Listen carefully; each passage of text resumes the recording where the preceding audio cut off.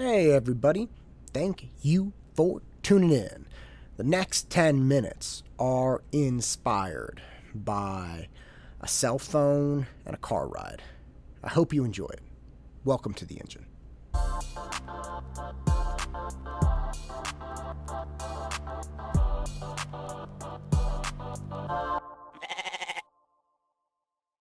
We got a big problem. We got a big problem these days. Obviously, our damn cell phones. Cell phones are something. I am old enough to remember getting my first cell phone in my 20s. Wrap your head around that. I was 21 when I got my first cell phone, and it was a brick. It had the numbers on the outside. I had pretty big legs in college because I was a rower, and I put it in my pocket. I'd go to parties and dance. Believe it or not, I could dance. Not well, but I could.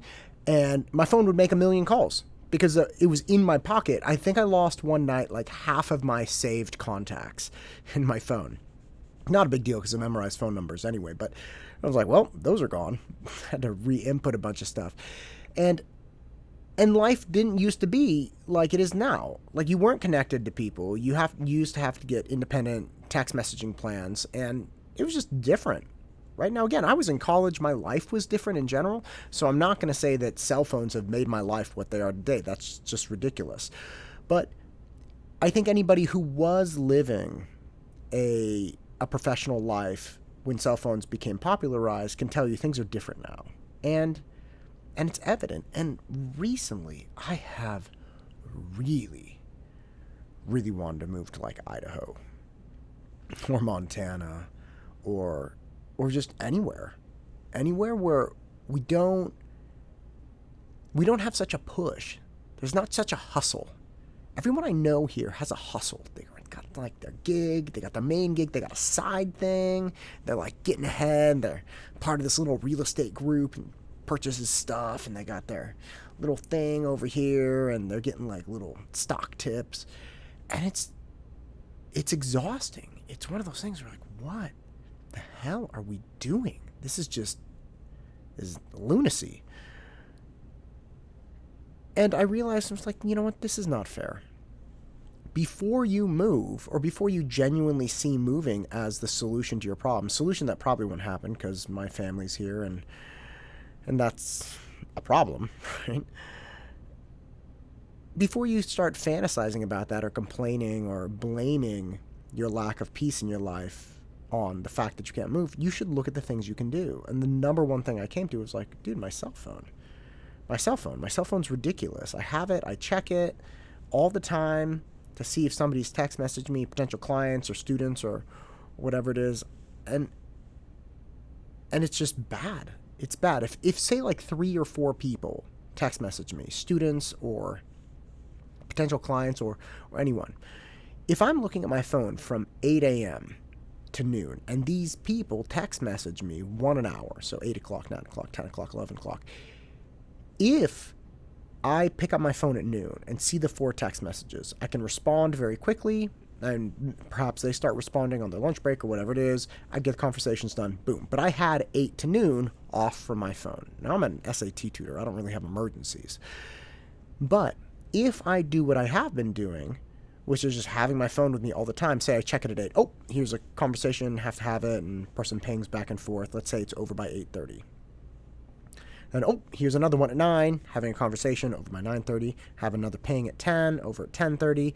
So if I check it along the way, instead of just dealing with it as a big group, I actually am consumed entirely throughout my morning with these text message conversations I'm having. When in reality, none of them were emergencies, right? Like, I didn't have any real emergencies in those texts. Could be about scheduling, could be about billing, could be about classes in the future.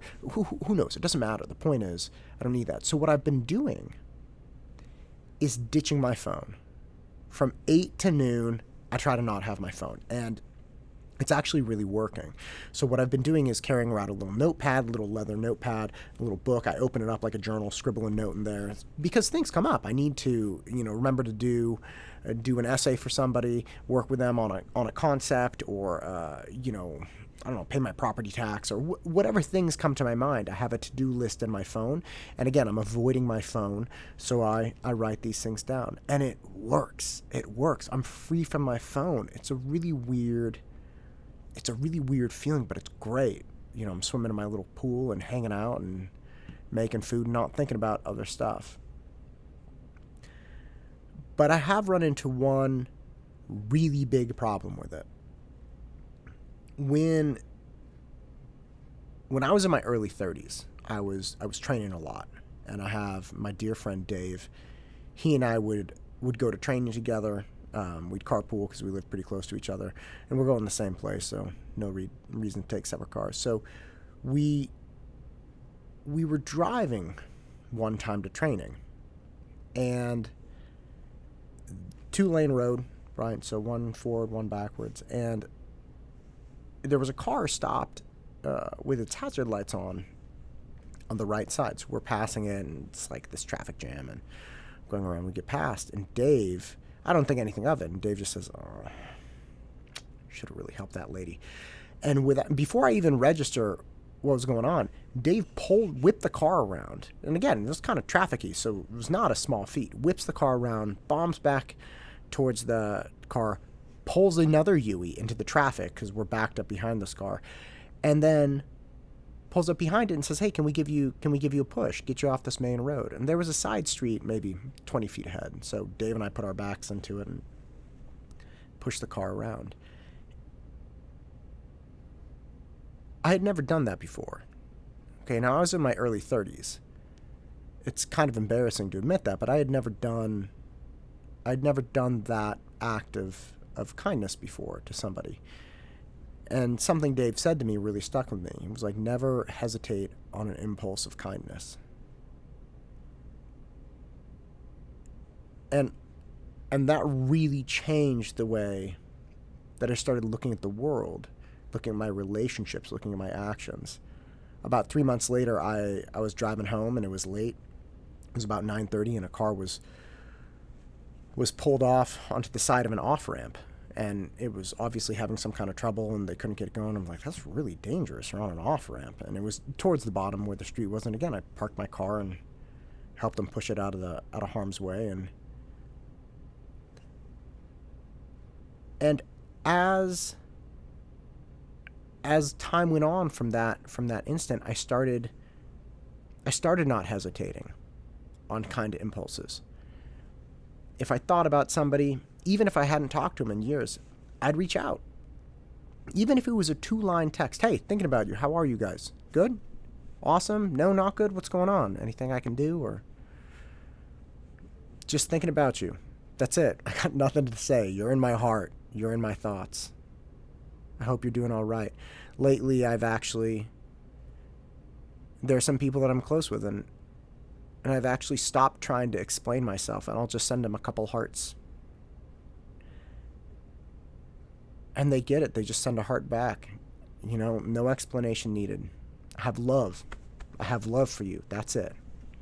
And I want to share that love. That was gone when I put my cell phone down. I mean, what am I going to write in my little book? Right? Send Nancy a heart. You know, because I don't have my phone, so I can't just pick it up and text Nancy a heart. And I actually did do that. I wrote this little note, and when I got my phone, it was all business, and it was almost like, wait, why was I thinking about Nancy? Like the impulse was gone, the moment was gone, that moment of appreciation and love and affection for that person that was really driving that thought and that action. It's so light. It just blew away in the wind. And it's not that I don't care about Nancy. It was just in that moment I was like, God, I need to send her some love. And this one thing, this one issue drove the phone back into my pocket. Because I don't want to be like that. I've seen what that is. I've seen where you don't act on kind of impulses. I've seen the distance it creates. I've also seen the enormous benefit it can bring to people. And they're like, oh my God, I looked down and there was like a note from you and it meant so much to me, or like, I was just going to see my sick mom, and I looked at my phone as I was walking to the hospital, and there was a heart from you. Like, you don't know what that meant to me. And realize there's a trade. There's a trade. The trade is I either get to be that person for myself, for my loved ones, for my community. I get to be the person who thinks about a student that might be struggling and reaches out to them, or reaches out to their parents and just tries to offer encouragement or see if I can be a solution to whatever problems they have. I get to be that person if I can control myself with my phone. And the controlling myself with my phone is difficult. Like, the struggle's real. It's in my pocket or it's on the table. I see it there. Damn it, man. It's there. It's bugging me. But you know what? If I can be that person that brings love and support, and maybe just sends a heart just at the right time to somebody, I'll accept that struggle any day of the week. And if you do hesitate on kind impulses in your life, try for a week not. Try for a week just being ridiculously open and loving and impulsive when it's something nice. You never know. You might never go back. I'm Matt Todd, and this is the engine that drives me. Go out and crush it.